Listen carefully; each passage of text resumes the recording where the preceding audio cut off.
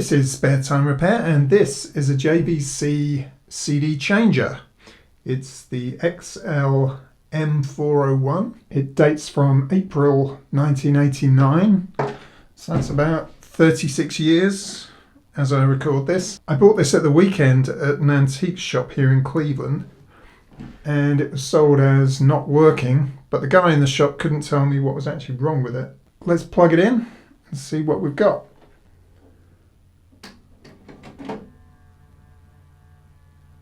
Okay, we have some whine from the motor, but the display looks good. Okay, the whine has stopped now. What happens when we press eject?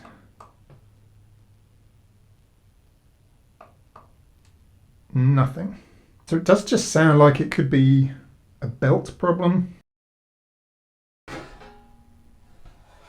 Well, we've got at least one disc still in there.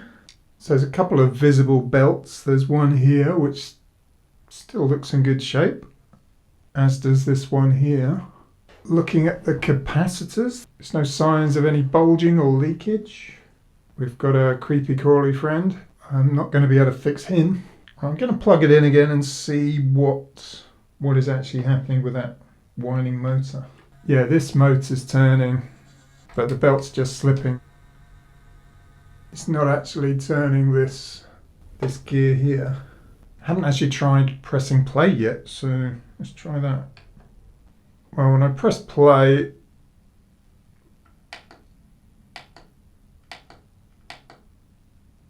disc isn't actually spinning up. So I'm going to see if I can get this bracket off so I can access the belt. Okay. Yep, that was easy enough. So I just need to unhook this. The belt doesn't feel particularly slack. I mean, it's certainly not turning gloopy or anything. I wonder if I could revive it by boiling it in some water. These end pieces are just sort of locked in with these tabs. And that should slide out.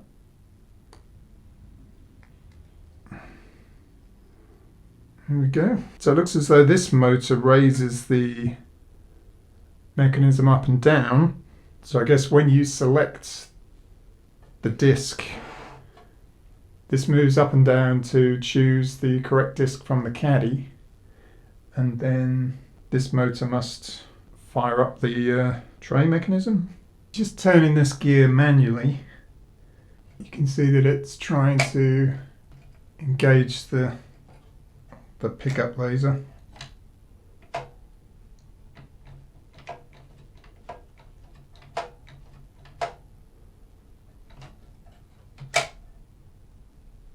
So having dropped that down in place, I wonder whether it will now play.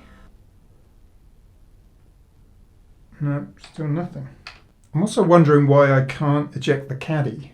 If I press the eject button, it does nothing at all. I mean, that doesn't require the belt. You can mechanically override it just by pressing here, and then our caddy comes out. So one of these grey holders is missing. So perhaps when it plays, it takes the whole thing out. Yeah. So if you hold this in, you can slide them out. So this obviously raises up and down. It takes this with it and spins up the disc. When you insert the cartridge, it engages this micro switch. If you can just see that being raised, and I guess that then arms the rest of the mechanism. I'm just going to boil this in some water and see if I can revive it. And while I'm at it, I'm going to do the other belt, just in case we have an issue with that as well.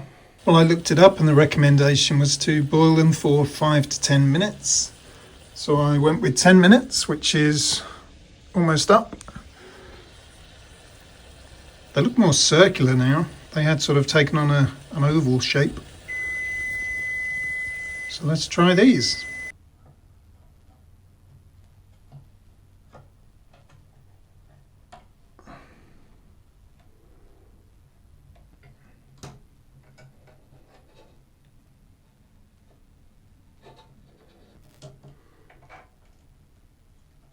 Right, powering on again.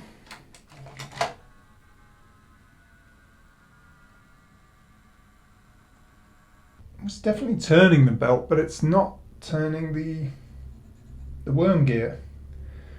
So I'm wondering whether the whole thing's just a bit seized up, or is it slipping because some grease has got on that worm gear?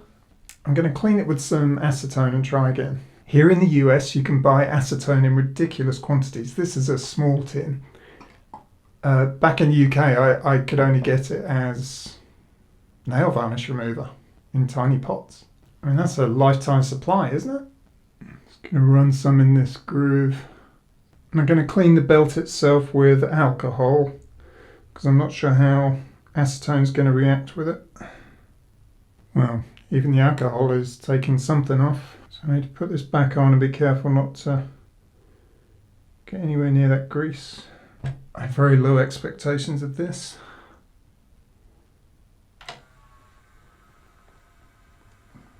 I'm wondering in the short term whether I can just shim it somehow.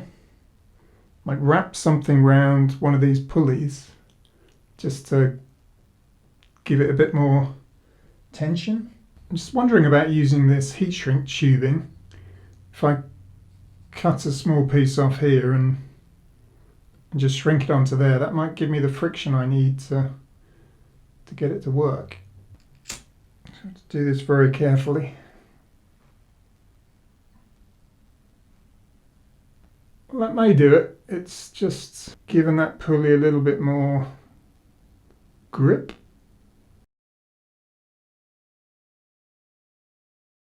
Okay, let's give that a whirl.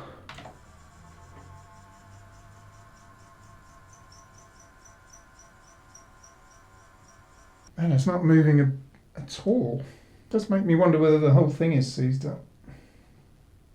Because this gear here, I can't even turn that by hand.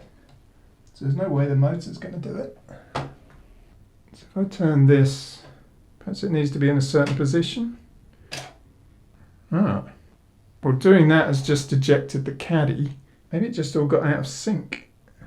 So I'm turning that pulley on the right by hand, and that's moving this gear, which moves these gears, and that's moving this arm here, which is triggering the eject. If I turn it back in the other direction, you can see it releases that. And now this whole disc mechanism is moving upwards. Right, so the caddy now clicks in place, and now it doesn't want to go any higher. So does that mean this is the play position? It still doesn't want to turn that gear. I think something's stuck inside here. I'm going to remove this top plate so it's a bit easier to see what's going on. So it looks like this piece here travels all the way down here. So presumably this whole thing goes inside the caddy, picks up the disc, and then pulls it back out again. So I think this arm slides out of the way. This whole mechanism comes forward. This arm slides back in, grabs this tray, and then pulls it back. And obviously, whichever height the mechanism is at when it does that, it selects the different trays from the caddy. So obviously something here is making it slide back and forth. At the moment we have an alignment problem. You can see the disc is partially ejected because it's not centered with the spindle here. But if I tip it up, you can see it's actually pushing it out underneath the caddy. So not into the correct slot. So that might just be something I did.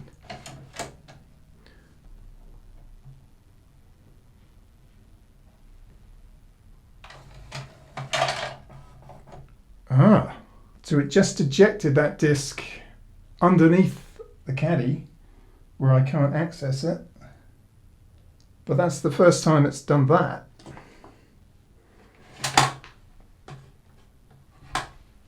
How do I get that out?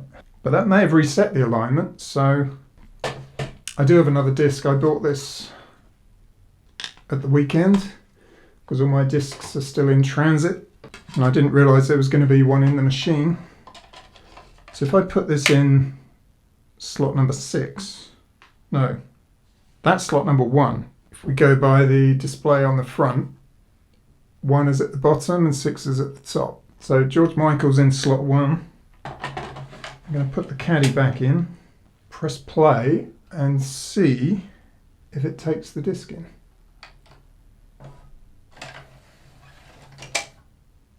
Yes, it does. It appears to be playing.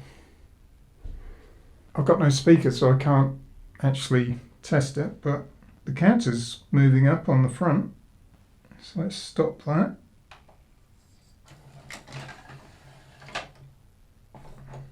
Well, what did I do? I don't know what happened there. Was it just somehow out of sync? It does now appear to be working. Can I eject the caddy though? No. See, this part has now moved all the way down here, which has engaged this micro switch. Though I'm not sure what that does. So let's try playing again.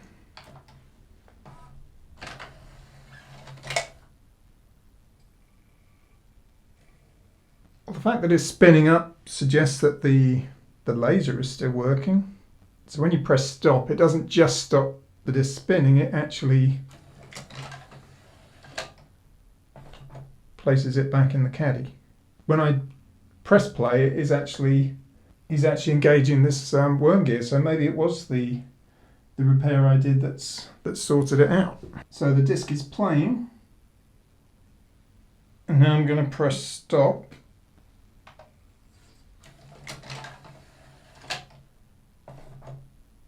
So you can see that is now working as it should. So the problem we have now is that one of the disc holders has dropped below the mechanism, or I can't access it. And also I can't eject the caddy from the front. I'm wondering if I remove the back panel whether I'll have access to it. I think it's the first thing to try. We have another creepy crawly. Right, so the disc is stuck in here. You can just see the tray. But I don't think there's enough clearance to slide it out from the back. Maybe I have to take the front panel off. So we've got 3 screws on the top.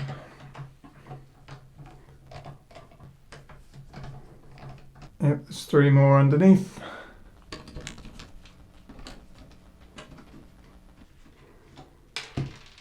Interestingly, on the bottom of the machine we've got 3 numbered slots and access holes with what look like threaded pieces. So I wonder what those are for. Some sort of calibration, adjustment if things get out of alignment, because that is directly under the CD mechanism. Let's see if this front panel wants to come off.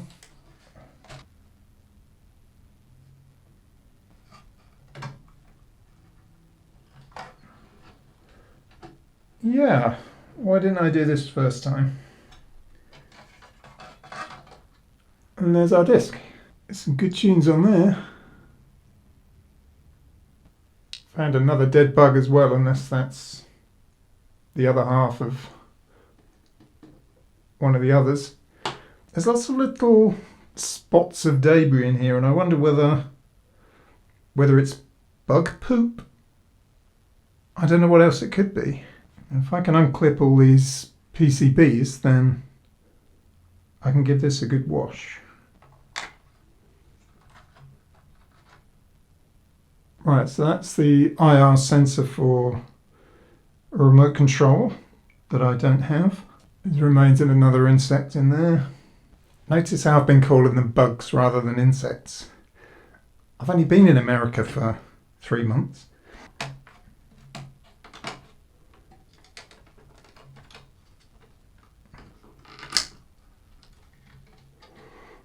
And yet more bugs, insects. Yeah, I'm pretty sure that's what all this all this mess is from. It's kind of an insect graveyard in here. Here's the drive bay with the front panel removed. You can see in there, just about here, there's the other motor. And above it, you might just be able to make out about here. That's where the other belt is. You can see the extent of the insect waste. In my initial sweep, I found no fewer than 7 dead insects. I don't even know what they are, but I think henceforth they shall be known as... I've cleaned up the front panel inside now, and I've let that dry overnight. But before I refit it, I need to check this eject button because that could be faulty. These tactile buttons are fairly standard if I do need to replace them. But we know some of them work, and I'm pressing the button now and I'm not getting anything. So it looks like everything is working apart from the eject button. I wonder if we could short the trace, then that should trigger it, shouldn't it? If I short it with these tweezers.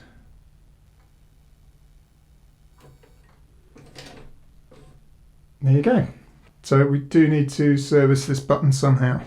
So I'm going to cut these little posts off the corners. Okay.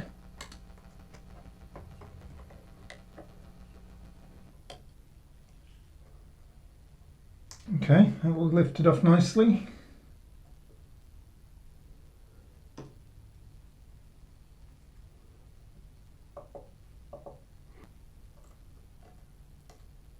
There's quite a lot of corrosion on there, or deposits of something.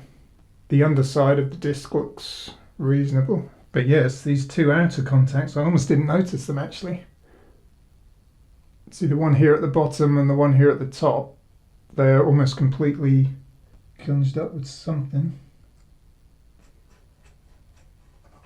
Not sure the shape of this is really helping, so I might have to scrape it with something else.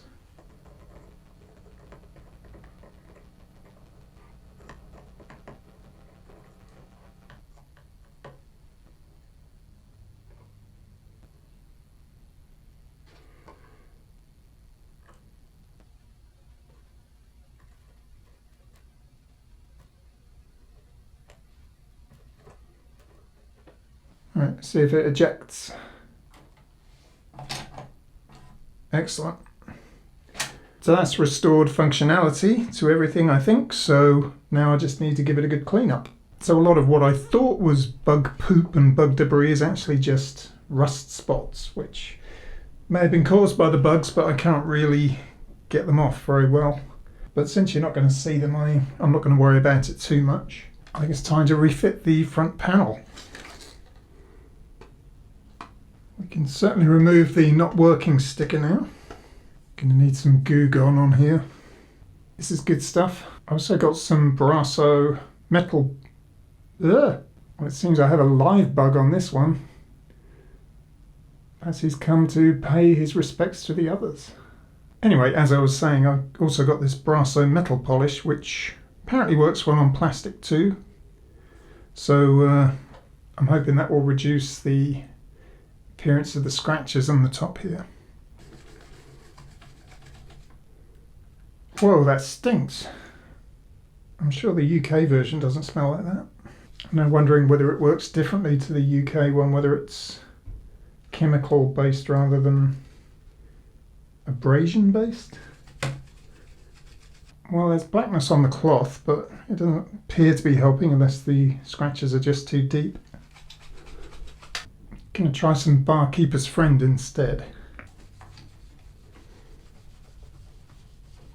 Well, that really didn't do much either, so I'm gonna try Pink Stuff, which is a mild abrasive. Well, I've been working on it for a little while and it could definitely use more polishing, but it's a big improvement. So I'm going to reattach it now because I can always work on it more later if I want to.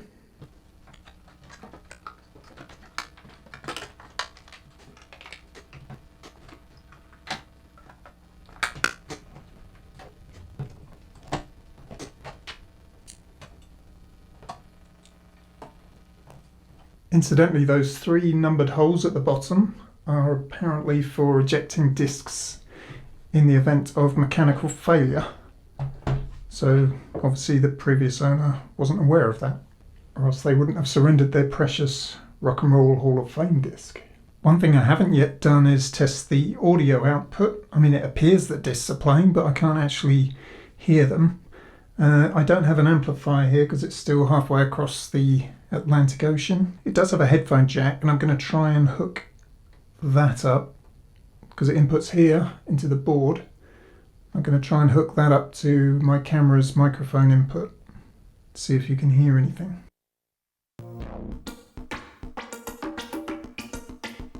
Everything appears to be fine, so all I need to do now is just to respray the lid. I apologise for the audio quality and the lighting in here. I'm in the garage. I'm using this Krylon satin black all-in-one paint and primer. It's supposed to be 12 degrees and above when you use this. It's currently -2 outside and snowing, but it's a bit warmer here in the garage, so I'm hoping it'll be okay. And of course, I'm using a respirator.